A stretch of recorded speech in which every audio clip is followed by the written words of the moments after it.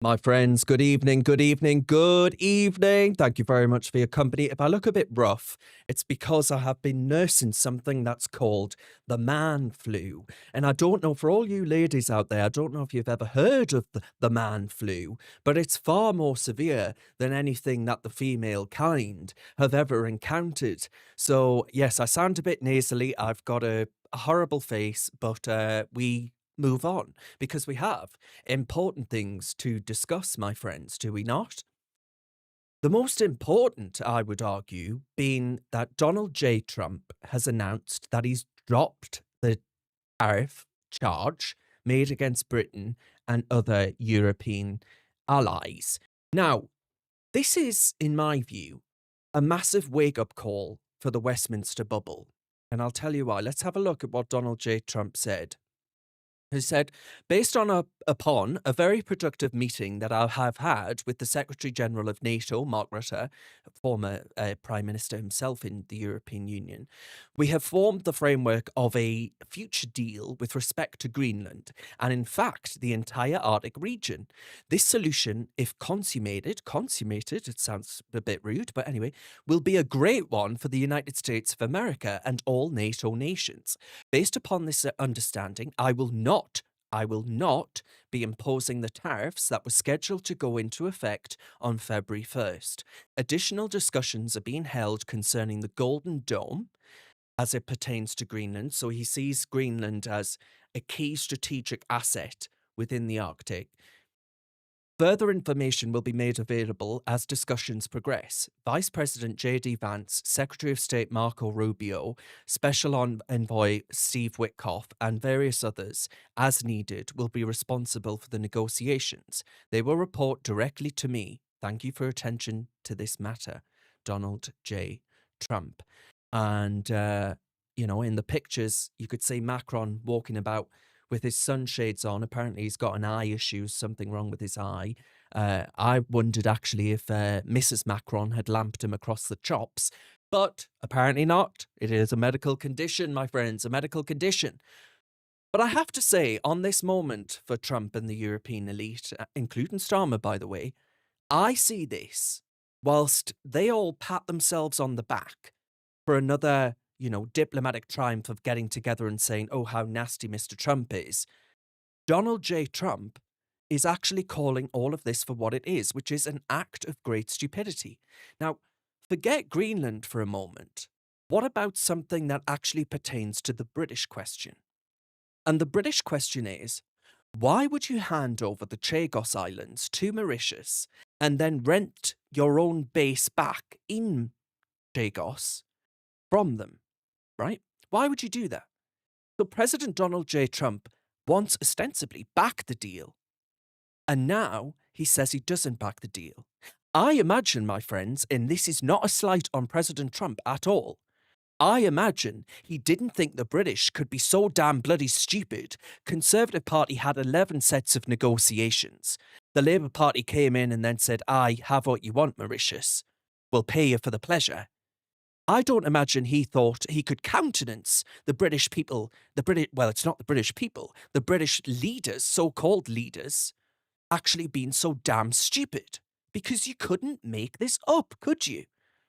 We start, I think, moving away from Greenland with a lesson in how to give away the family silver and then pay for the privilege of being the one responsible for polishing it. The Chagos Islands, like Greenland, to President Trump, to Britain and the Americans, are strategic, vital, and not a disposable asset of the Starmer regime.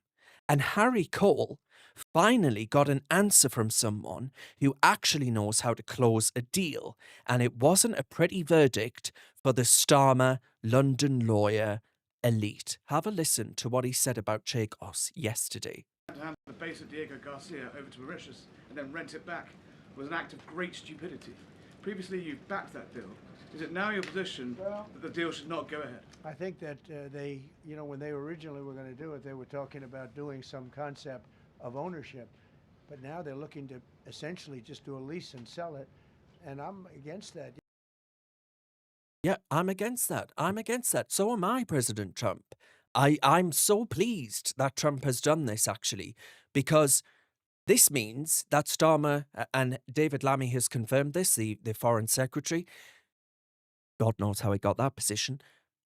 But he has said we can't go ahead if the United States don't support the deal. So it will not go ahead. And thank God it is the most stupid deal in history. It's only a good deal to the sodding Mauritians, who, by the way, are in China's pocket. It is an act of insanity, an act of self-sabotage, the act of a zany, liberal London lawyer who thinks with his head so far up his behind that I can only hope he's spritzed a bit of Joe Malone up there. I really, really can't. And Trump, I think, has been on a tour de force whilst in Davos. Of course, Davos being the meeting point of the world's elite, whether that be vested big corporate interests or the world's leaders and all these other things out there. You had Justin Trudeau swanning about with Katy Perry, his latest little squeeze. And you just think, while our lot are busy in this country banning boilers, right? And praying for the wind to blow and selling out the Chagos Islands, Donald Trump is at Davos pointing out the bloody obvious, right? To a country like Britain. A country, by the way, which he loves. We'll get on to more of that in a minute. Britain is literally sitting on top of the North Sea, right? Norway manages to extract what it actually can from the North Sea. We have a massive energy reserve, yet we're choosing to import gas from people who hate us or the Norwegians, right? This isn't just bad economics, it's national suicide. And this is a man willing to actually speak truth to power. We've seen the fate that the radical left tried to impose on America. They tried very hard. Germany now generates 22% less electricity than it did in 2017. And it's not the current chancellor's fault. He's solving the problem. He's going to do a great job. But what they did before he got there, I guess that's why he got there. And electricity prices are 64% higher. The United Kingdom produces just 1/3 of the total energy from all sources that it did in 1999. Think of that, 1/3. And they're sitting on top of the North Sea, one of the greatest reserves anywhere in the world, but they don't use it. And that's one reason why their energy has reached catastrophically low levels with equally high prices. High prices, very low levels. Think of that, 1/3. And you're sitting on top of the North Sea, and they like to say, well, you know, that's depleted. It's not depleted. It's got 500 years. They haven't even found the oil. The North Sea is incredible. They don't let anybody drill. Environmentally, they don't let them drill. They make it impossible for the oil companies to go. They take 92% of the revenues. So the oil companies say, we can't do it. They came to see me. Is there anything you can do? I want Europe to do great. I want UK to do great. Sitting on one of the greatest energy sources in the world, and they don't use it. In fact, their electricity prices have soared 139%. There are windmills all over Europe. There are windmills all over the place, and they are losers. One thing I've noticed is that the more windmills a country has, the more money that country loses and the worse that country is doing. China makes almost all of the windmills, and yet I haven't been able to find any wind farms in China. Did you ever think of that? It's a good way of looking at it. They're smart. China is very smart. They make them, they sell them for a fortune. They sell them to the stupid people that buy them, but they don't use them themselves. So, China actually does have a lot of wind farms, right? But I'll tell you what they also have, which proves that Trump isn't wrong, which one of the news agent podcast sneering leftists actually said, actually, China has a lot of wind farms. Well, you know what China also has? China has the ability to back up that energy by coal. They have oodles and oodles of coal plants throughout China. And you want to tell me, oh, well, China's got more wind farms than anywhere else in the world. Yes, but they back up the energy. We do not have anything to back up the energy when the wind isn't blowing and the sun ain't shining. But these people think that the sun shines out their sodding arse. It's a complete and utter travesty. I couldn't agree more with President Trump. When I was born in 1993, we actually had really competitive energy prices. You fast forward and what's changed? Well, I'll tell you what's changed. The 2008 Climate Change Act, signed by a man you might have heard of before, Ed Miliband, in a Labour government back then. You fast forward and the daft prat is actually making things 10 times worse for the working people in this country who can't afford to heat their homes and the businesses in this country who can't afford to power their businesses. And what does that mean? It means that people have to go without. It means that people have to lose their jobs. So don't turn around and say in sneering fashion, well, China has more wind farms than we do. Yes, they also haven't relied on these completely unreliable sources of energy. Don't lie to the British public. We're not as thick as these people who went to very nice schools, I think is what I've concluded in my over a decade in politics. So, high energy, right? High energy costs. They love a consensus in Davos, don't they? The same old tired faces, the same open borders piety. But Trump, he doesn't play that game. That's why they hate him. And he's calling out the unrecognisable states of Europe that have traded national identity, heritage, and culture for mass migration. It's a message that I think resonates far more in a Red Wall working men's club, if I can use Red Wall, you know what I mean by that, former Labour heartlands, than it does actually in a Westminster wine bar or a Davos ski chalet. And I think Trump again calls this out pretty well.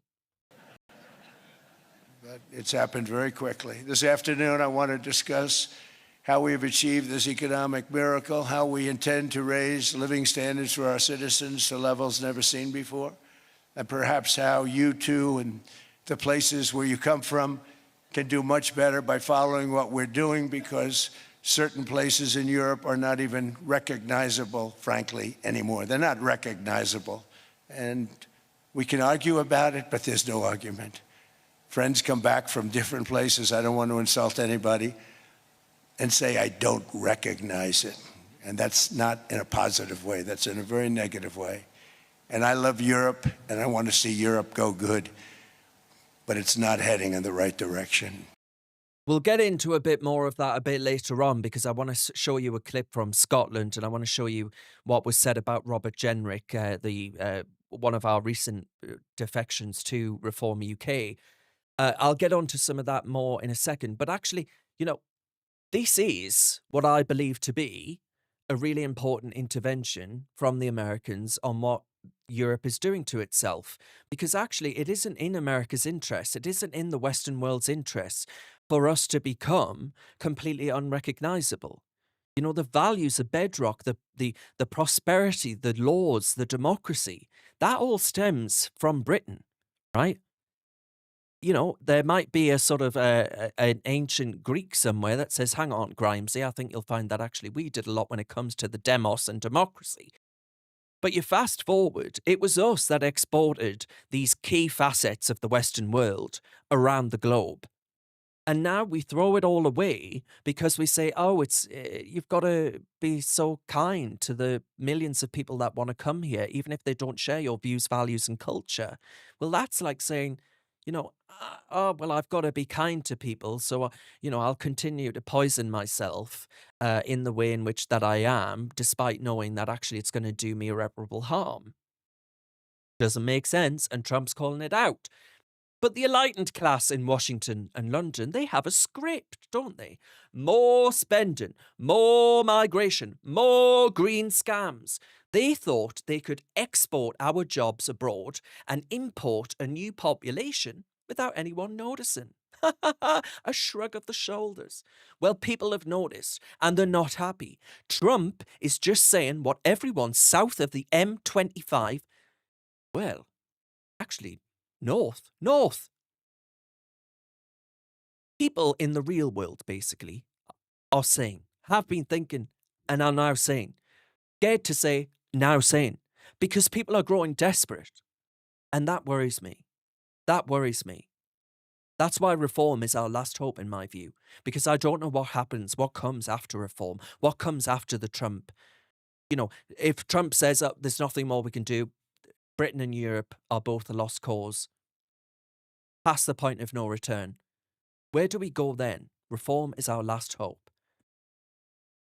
Let's have a listen to what else Trump had to say. Perhaps how you two and the places where you come from can do much better by following what we're doing, because certain places in Europe are not even recognizable, frankly, anymore. They're not recognizable. And we can argue about it, but there's no argument. Friends come back from different places. I don't want to insult anybody and say I don't Britain. recognize it. And Britain. that's not in a positive way. That's in Britain. a very negative way. And I love Europe, and I want to see Europe go good, but it's not heading in the right direction. In recent decades, it became conventional wisdom in Washington and European capitals that the only way to grow a modern Western economy was through ever-increasing government spending, unchecked mass migration, and endless foreign imports. The consensus was that so-called dirty jobs and heavy industry should be sent elsewhere, that affordable energy should be replaced by the Green New Scam, and that countries could be propped up by importing new and entirely different populations from faraway lands. You know, Bolt in our comments says Trump clearly has more genuine affection for Britain than the British Prime Minister. Bolt, I couldn't agree rather with you more strongly than I actually do. Now, Trump there is saying that, you know, foreign mass migration, foreign imports, they're the liberal watchwords of the moment. I totally agree. I don't know about you, but if you go out onto your local motorway, your nearest motorway, and you watch the cars go by, you'll see a slew of Chinese cars. Gone are the days in which we had British manufacturing. Dwindling are the likes of Nissan with their plant in Sunderland. Those days are gone because of this penchant for massive energy prices to curtail what we actually use in pursuit of the green agenda. That means fewer men with decent jobs, making decent money, being proud of what they do with their hands, actually being able to make something of themselves. And I find that a disgusting indictment on the liberal consensus. I genuinely do. We're saying, let's go net zero and let's allow the sole beneficiary of this to be China. It's China that make the wind turbines. It's China that makes the solar panels. It's China that's pumping their own EVs into our market. And, you know, the likes of Starmer lies on his back, legs in the air, and says, this is fine. It's China that is benefiting from the progressive slide into terminal decline. That's who benefits from this. So the media love to paint Trump as some sort of diplomatic wrecking ball. Actually, I would argue he's a diplomatic wake-up call. We need to wake up, right? We need to wake up. Mass migration, we were told that we'd be in the land of milk and honey. Well, in 2023, 1 million people came to Britain, many of them universal credit claimants. And we're told that this is good for the pound and pence in the British man and woman's pocket. It's not true. It's not true. Inflation, sky high. Taxes, sky high. Your wages, they ain't going sky high. It is a lie and a deceit. But Trump is seen as a bad man, that bad orange man, because he doesn't speak the language of the civil service diversity HR officer or the London lawyer like Starmer. He's got no time for the polite fictions of NATO and the European Union. He wants results. He doesn't want a participation trophy for being a good ally. He wants his allies to wake up to what they are doing to themselves. The biggest act of self-sabotage in living memory. That's what it is. That's exactly what it is. Are you willing to fight Macron's proposal, a European NATO mission in Greenland? for Greenland? I made that very clear. Why are you disrespecting the President. UK and Europe, We have a sir? great relationship with NATO, but NATO has to step up. You're very disrespectful of Europe and the UK, sir. Why? No, I'm not. But they have to change their ways, or they're going to. Why?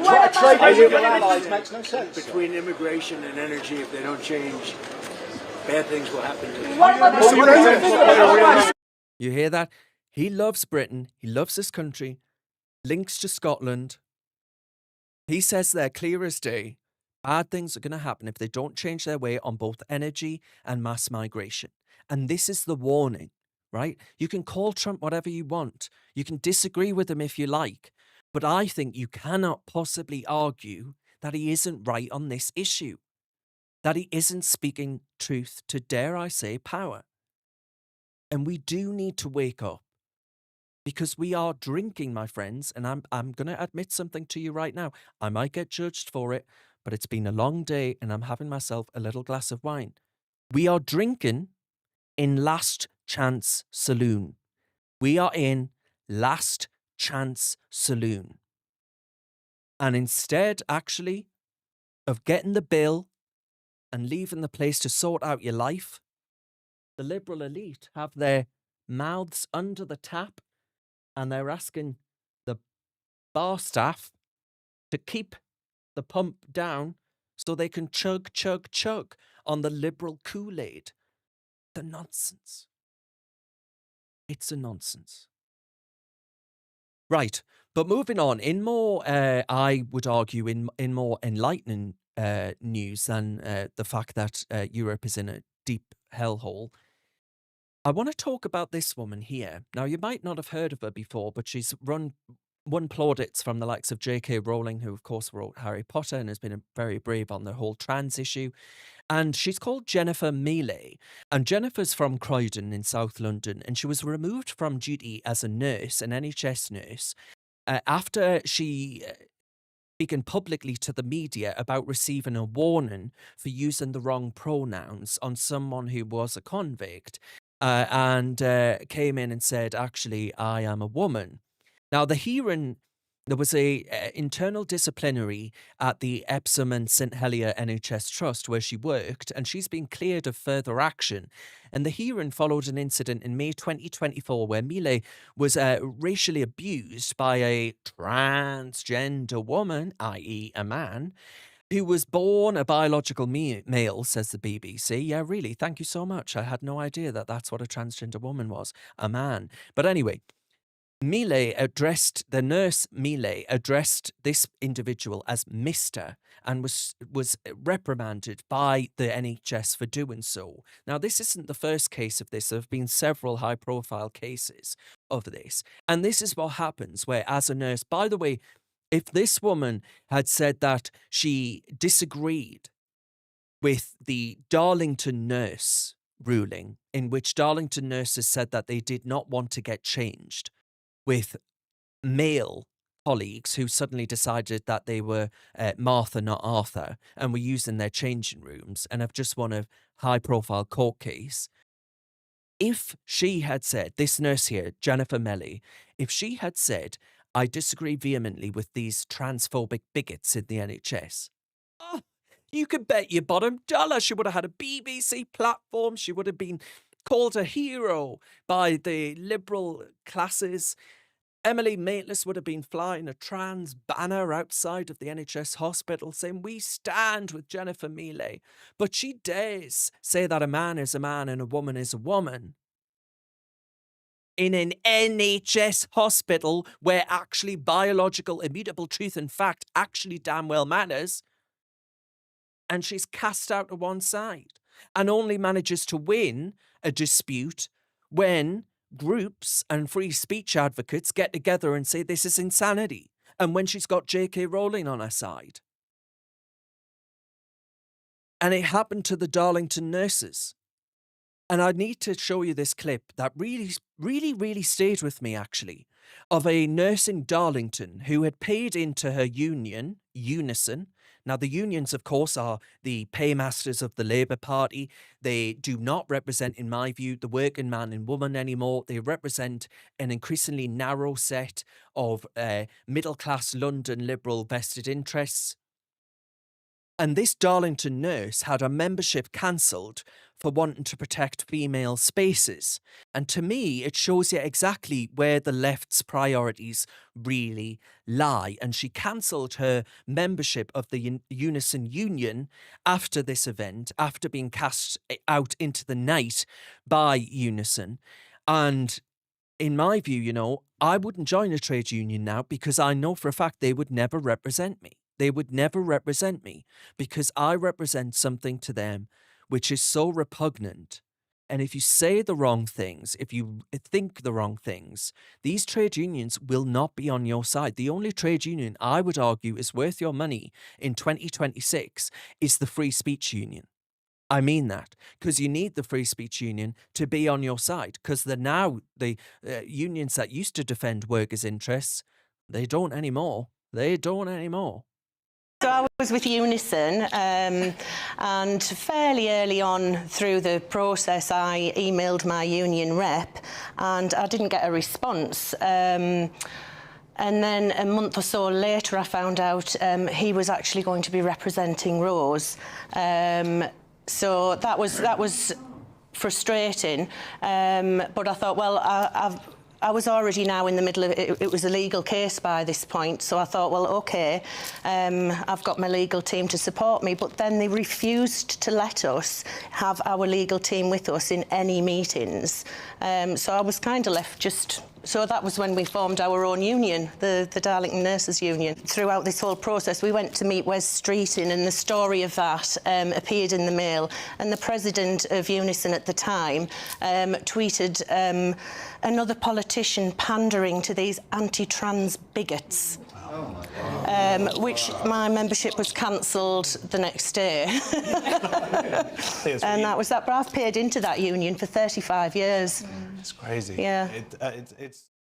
To me, does this not show you that women like this, NHS nurses who've served the country and one of its, well, the biggest share of the budget when it comes to actual departmental spend, served all her life. She's been a paid-up member, paid her subs in this union, and they turn around and call her a transphobic bigot for saying that she doesn't fancy sharing her changing rooms when she's changing into her work uniform.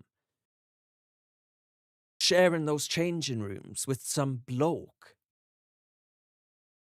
Did women not fight? Did these unions not once fight for women to have the same rights as men, to have their own spaces, to be protected from some men who want to do them harm, and to have dignity over their own lives? This, by the way, the ECHR, actual Equalities Commission, came out and sided with the nurses and said that they do have a right to dignity. And they backed them on this. Labour flailing in the wind on it, not knowing where they can put their, flag down, whether that be a trans flag or a Palestinian flag. I don't know which flag they carry these days.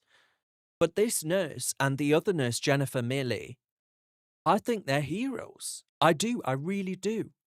Because they're risking their livelihoods. They were risking being sacked. It could have gone against them really easily. They were doing a service to the women, my mother, your mother, my siblings, your siblings, doing a real service to them and to the wider country. So I stand, and as I always have, I stand with the women here. I stand with you all, and I thank you for everything that you've been doing. I really do. And I think it's a damn disgrace, and it just goes to show how insane this country has gone. But I raise a toast, actually, to both of those NHS nurses. And goes to show that if we do all stand up together, we can actually bring about genuine change. Remember, Theresa May's government stood up at the dispatch box in the House of Commons and said they would bring in self-identification, where you can call yourself Arthur instead of Martha, and all of a sudden that gives you all of the rights that you would have as the opposite sex. Insanity. But we're defeating it. We're defeating it. And thanks to these ladies, we're defeating it. Right, okay. Now, of course, while the big wigs are busy at Davos, we've actually got issues back home that they'd rather ignore. You know, Robert Jenrick, I think, is actually talking and about doing something about issues that matter. The case of Lenny Scott. Now, Lenny Scott, for those that don't know, was a prison officer who was murdered for after uncovering corruption. And Lenny Scott was told, the family of Lenny Scott were told they wouldn't get a penny for this after the murder of this brave man. But Robert Jenrick, for saying this in the House of Commons, was shouted down. And then the room went silent. You couldn't hear a pin drop. You could rather hear a pin drop.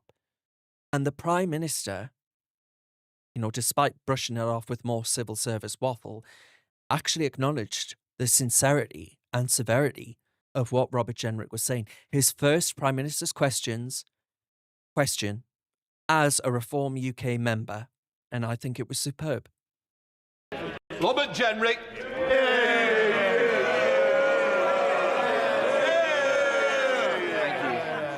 Mr. Speaker, one of the last meetings that I took as Shadow Justice Secretary was with the parents of Lenny Scott. Lenny Scott was an exceptionally brave prison officer. He uncovered corruption in his prison. They shut their mouths. He left the service, and years later he was hunted down and brutally murdered. Because he died after leaving active service, there was never any compensation paid to the children that he left behind. I know the Prime Minister would want to right this wrong. I wrote to the Justice Secretary privately after I discovered this, and I should say his parents never asked for any support. Would the Prime Minister correct this, ensure that this brave man's children have the support that they need as they grow up without the father that they deserved, and join me in thanking all the brave men and women who serve us in our prison service? Prime Minister. Well, I thank him for raising this, and I will make sure that it is looked into as a matter of urgency, given the circumstances he's set out. So, you know, I know actually firsthand by knowing a few prison officers that work in a very high-profile prison in County Durham, and that prison is full of Islamists, you know, and it's where actually a female prison officer had oil thrown in her face by one of the guys who, you know, related to the brother of the Manchester Arena guy, the bombing guy.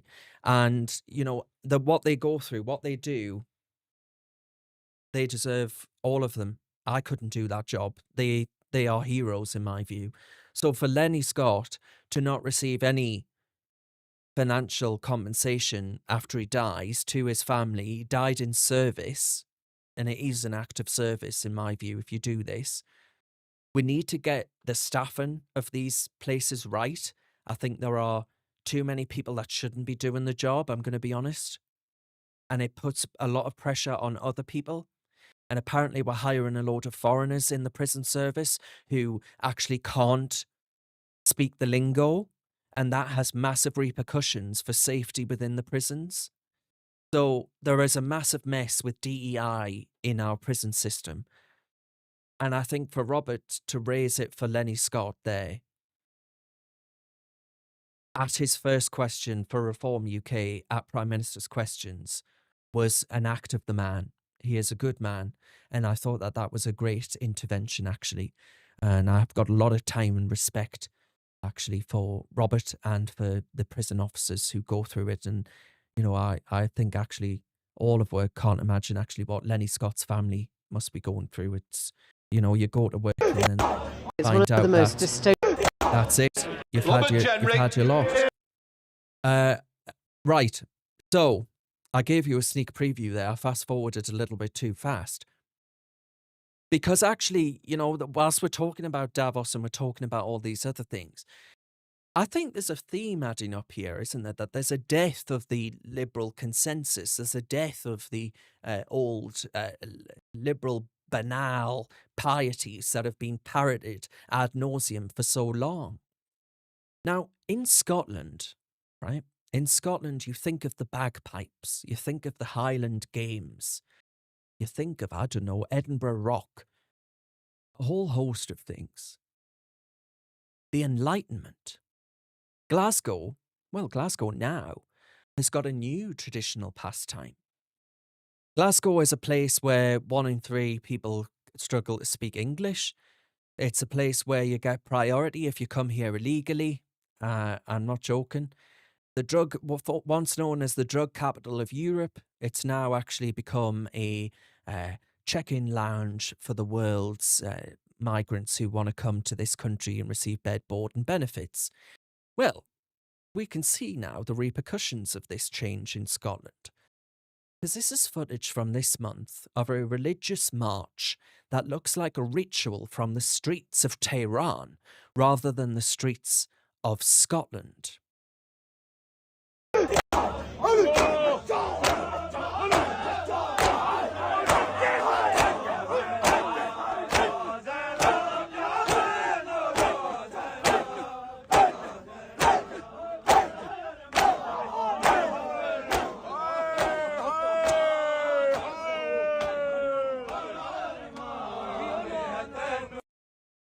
Now, to me, to do this on the streets, right, to go out on the streets, take off your shirts and beat your chests like this, to me, this is a show of we are different, we're proud to be different, we will remain different, and you'll have to just suck it up, right? These shirtless men beating their chests in the freezing cold. Is this the vibrant diversity of Scotland's rich economy that the SNP and the Labour Party promise us?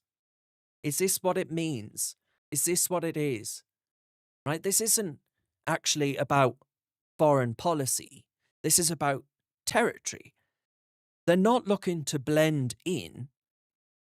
They're people that are still happy to smack their chests in some ritual of a 14th century mourning ritual on the Clyde, right? While the liberal consensus is to pat yourself on the back for your tolerance, while the actual residents of Glasgow, who may have lived there all their lives, are left wondering when their city became a stage for a religious theatre. You know, Amnesty is crying about other, British and American attempts to control their borders leading to arrests, Amnesty being the human rights group. But they're totally silent when it comes to the total erosion of British cultural norms and what I view as a show of power on the streets of a big city like Glasgow. So if you want to know where open borders piety actually leads us, well, look at that video there. You know, we're told to wake up, but the establishment is fast asleep at the wheel, dreaming of a multicultural utopia that clearly doesn't include the people who actually built this country. And on that point, my friends, when you actually do, as a nation, attempt to do something about the number of illegals who are coming into your country that have crossed the southern border in record numbers, both in Britain and the United States of America, well, when the United States of America did something about it, they met the ire of the London lovey, Emily Maitlis, formerly of the BBC, now of the Newsagents podcast. Well, if you ever needed proof that the media class live in a different reality to the likes of you and I, well, here it is. Emily Maitlis, the high priestess of liberal hand-wringing, out in the snow. She's absolutely terrified. Well, why is she terrified? Because she's seen an aeroplane deporting people with no right to be in America. It's one of the most dystopian, the most chilling things I think I've ever witnessed. So right now we're on our way to Terminal 1 at MSP, where these deportation flights load. So get that, dystopian, chilling. These are words she uses for people being sent home because they shouldn't have been in America in the first place. Ha ha ha! Quelle surprise! It's possible. A country actually enforcing its own borders, actually deciding that a nation without border controls ain't a nation at all. You are a sponge willing to soak up the world and anyone that wants to come to your country. To the London lovey liberals like Emily Maitlis, that's not common sense. It's a horror movie. Notice the dramatic music in the background. And what we'll see will be an airplane that'll come in, a convoy with a couple of buses and a few vans will pull in alongside the airplane, and we'll see several dozen shackled deportees hobbling up the stairs and onto the airplane as they leave. The plane that's just landed behind us doesn't have a name or a number. It's a dark plane. It doesn't officially exist. And it's about to take deportees down to El Paso in Texas. So I believe what happens is the people are already shackled when they arrive. And then what happens is the shackles get sent back up in the cargo hold of the airplane, and they'll get loaded on the van for the next round of people, is what I believe is happening. So the first deportee has just boarded the flight. 41, 42, 43. So we had 43 deportees get on the plane, and we had 2 come off, and I need to write that down so I can remember that. So Nick has counted some 40 or so detainees, deportees, getting on that plane. And I have to say, it's one of the most dystopian, the most chilling things I think I've ever witnessed. Now, we don't know who those people are. Again, an example that looks like a Illegals. construction worker. They're wearing their high-vis, their bright green hoodie. It is possible that amongst them there are criminals, there are people who shouldn't be here, there are people who were told by Trump when he was elected that they would be removed. Yeah, but to it's see called the numbers, democracy. to see the operation, and to see normal life going on around it with commercial flights, Delta, American Airways, just landing oblivious to what's actually going on here. They're not oblivious. is something They I don't voted think for I'll it, by the way. ever forget. I mean, get over yourself, you absolute patronising prat, right? She's shocked to see people, illegals or criminals, in shackles being put on a plane, foreign nationals deported elsewhere. I'm shocked it's taken this long for the Western world to wake up to what's going on, what they've imported to their doorstep, what they've allowed to trans through the border, which of course they did under President Biden, and it's only President Trump that's actually taken the action that the American people wanted in the first place. You know, Emily's busy there filming her latest audition for, I don't know, a Meghan Markle Netflix documentary. The rest of the world is watching a nation finally find its backbone and its border outlines. She calls it a dark plane that doesn't officially exist, as if it's some secret CIA black site rather than a standard deportation flight that's been advertised every single damn day since President Trump was elected. By the way, illegal crossings into the United States of America, dilch. They've gone right down. What's so bad about border controls? Right? To the people who work hard, to the people that pay their taxes, to the people that expect their laws to be followed. Well, to them, there's absolutely nothing wrong with the premise of a bit of enforcement when it comes to our borders. But to the mateless crowd, well, to them, the very idea of a border is an affront to the actual worldview of their globalist sensibilities. They want us to believe that enforcing the law is chilling and dystopian. You know what's actually chilling?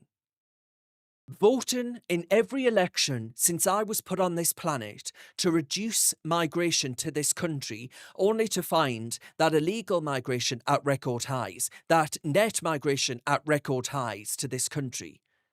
A country that refuses to protect its own citizens because it's too afraid of a bad review from Emily Maitlis, the BBC and others, Labour politicians. Well, I tell you, I'm in regular contact with a woman called Siobhan White, and Siobhan White is the mother of a woman called Rhiannon Sky White. Rhiannon Sky White was brutally murdered by an illegal migrant, Deng Chol Modjak, whatever his name was, who had no right to be in this country. An illegal who was put up in a hotel that Rhiannon Sky White took work at to feed her young son, who is now without a mother. And she is still waiting for justice to be served against this illegal migrant who ought never have been here, who murdered her daughter, the mother of a small boy. And Emily Maitlis says, oh, this is chilling and dystopian. I wonder if Emily Maitlis could look Siobhan White in the eyes and tell her that it's chilling and dystopian to deport the very people who want to do unspeakable things like that Deng, horrible, dirty. I could go on, but I'll be banned from YouTube. Individual.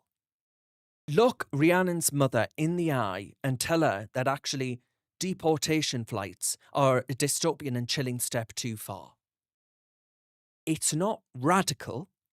It's what we used to call common sense.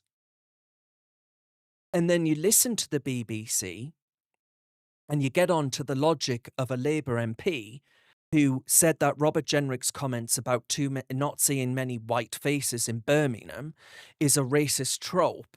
Well, it's not actually. What the point Robert Jenrick was making, if you weren't an unfair, bad faith actor like a Labour politician with a gob bigger than a foghorn, that I think she's auditioning for the role of Jess Phillips 2.0. That actually what Robert Jenrick was saying was that there was no democratic consent for our country to change on this scale.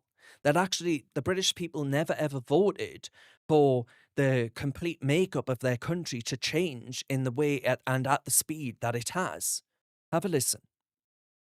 I think the key thing that we need to understand here is this just shows the weakness of Kemi Badenoch. Rather than sacking Robert Jenrick for defecting to reform, she should have sacked him in the autumn when he came to my neighbouring city of Birmingham and looked around, counted white faces. What an anti-British thing to do. Counting white faces and saying that said something about the integration of that city. She should have sacked him then, because decent people know that black Britons and Asian Britons are just as British as you and me. And if the decent people in politics, and never forget, the Conservative Party gave us our first Asian Prime Minister. Decent people in politics know that you don't count white faces. So, frankly, that lot can go off to reform and be non-decent over there, and decent people in politics, we need to stand up for the values that built this country. Tim. Well, Nigel Farage... I've got to stop there. Stand up for the values that built this country. Stand up for the values that built this country. My ancestors have been in this country for hundreds of years, and for a large part of their time going back through my family tree, all of them have coal soaked through the family tree. They all mined the coal that powered an empire. And actually, to say to them that what made this country was mass migration throughout the last century is to, I think, say to the likes of Peter Grimes, who died on the first day of the Battle of the Somme, that their legacy, their sacrifice, never meant anything. Never meant a damn. That actually Britain wasn't worth knowing until it started the project of rampant mass migration. It is not true. It is a complete fallacy. It is a smear on the legacy of our ancestors, on all that has come before us. So how dare this chippy little oiky Labour MP sit there and say that actually Robert Jenrick is racist for pointing out that demographics have changed rapidly without democratic consent? It's called the truth. And what isn't the truth is to say that migrants built Britain. That is not true. Not true at all. Building a team that is absolutely multiracial. And if I thought that Nigel Farage was in any way racist or Robert Jenrick was racist, I wouldn't be. So you're all right to say that an Asian person can be English? That if Bukayo Saka helps us win the World Cup this summer, he's as English as you and me. Is that right, Tim? You're happy to say that? I'm glad to say that. Because you share a party with people who won't say that. You share a party with people who believe that a black or an Asian English person is not as English as you and me. That is disgraceful. It is outside the bounds I've absolutely of made clear So what yeah, my Yusuf, position Layla is. Cunningham. But I could go on. think what voters are absolutely fed up with Labour is you play the race card again and again and again. Everyone is racist Everyone is racist according to you all the time. Some people in this conversation are decent. If you actually dealt with the policy responses, the British people, if you controlled the nation's borders, you would be properly integrating our population together. And it's for your failure to do that is causing people to vote for reform. Not my failure. It's the failure of the guy that has just joined your party, the immigration minister under whom immigration soared. We are getting back control of our borders. We're deporting people who are not allowed to be here. We're doing illegal raids on illegal working and getting back the control that we promised the British people at the election. Getting back the control that the British people were being promised. Well, it was Tony Blair that started it. It was the Conservative Party that put it on steroids. And now it's the Labour Party that shrug their shoulders and say, well, to do what President Trump is doing and actually deport foreign criminals, illegal migrants and all the rest of it would be the undecent, uncharitable, unkind thing to do. And we are a kind, progressive party. I can't be unpopular around the dining tables of human rights lawyers that have made vast sums off the backs of the lack of safety of the British public. This is why we need to kick the Labour Party out of office at the earliest opportunity, and the Tories with them. They have let down this country. President Trump's warning, I think, is the right one. It's one that we need to take heed of. We need to learn the lessons of what's happened to this country and do some damn thing about it. Carl has said on YouTube, how's migration going? Well, I agree, Carl. Not very well, eh? Poor Bone says she's built like Big Bird. And Michael says, English is English. Look at our heritage going back some time. Dr. Five says Emily Mateless, more like Emily equals my lie. Yeah, well, that's true. Marty says nothing to do with her and her cronies. President Trump had a huge majority. He's serving his people well, unlike the other commies/Nazis in the UK and Europe. You know, Lisa Nandy had the goal on the Sunday politics shows to say that Reform was a fascist party. Well, if Reform is a fascist party, why are you handing the top polling party the removal of jury trials, right? They're doing that. The cancellation of elections, Labour are doing that. Why would you hand a fascist party the tools of actual fascist parties from history? That's exactly what the Labour Party are doing. Maybe, just maybe, those in glass houses should think twice before throwing stones. Could that be? I wonder.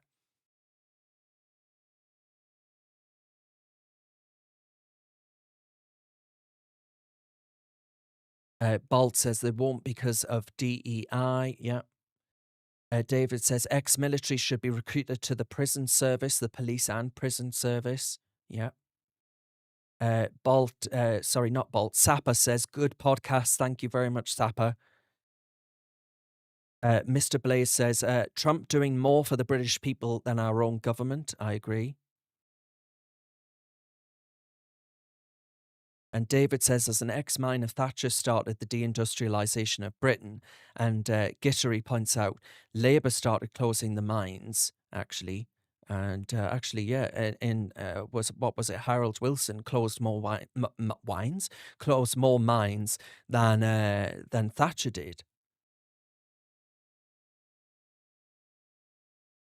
Francis says, Trump loves Britain more than Starmer. Well, given that Starmer is a Marxist globalist whose top priority is extinction of the British people, that applies to 99% of humans. Kobe says, what is Starmer doing for the UK? And then he uses some choice words. I'll let you fill in the rest.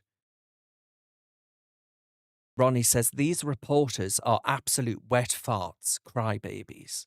I'm afraid a lot of the media, say what you want about GB News. Love it or loathe it. It's actually filling a void that's been in Britain of people actually willing to ask difficult questions.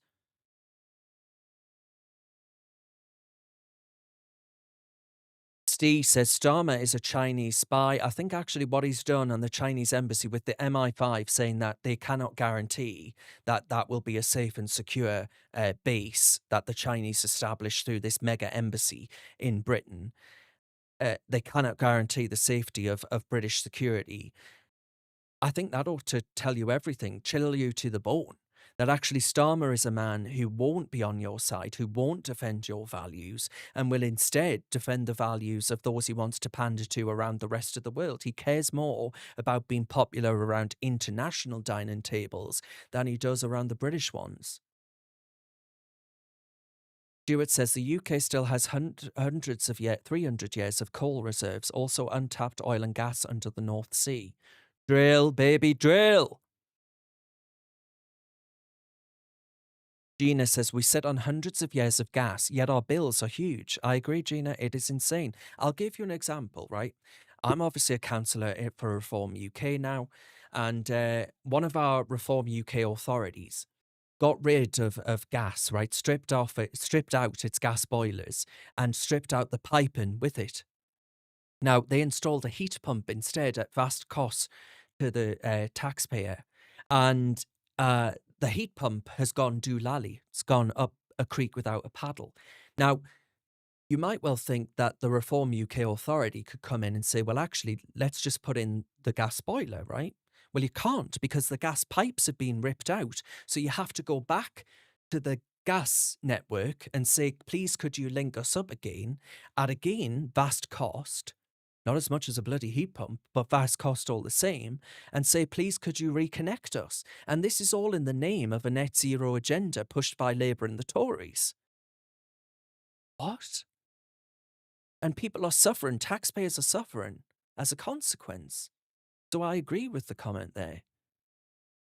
Private Jose says, when is the Trump going to sue the BBC? Well, I believe that that's coming and is in action.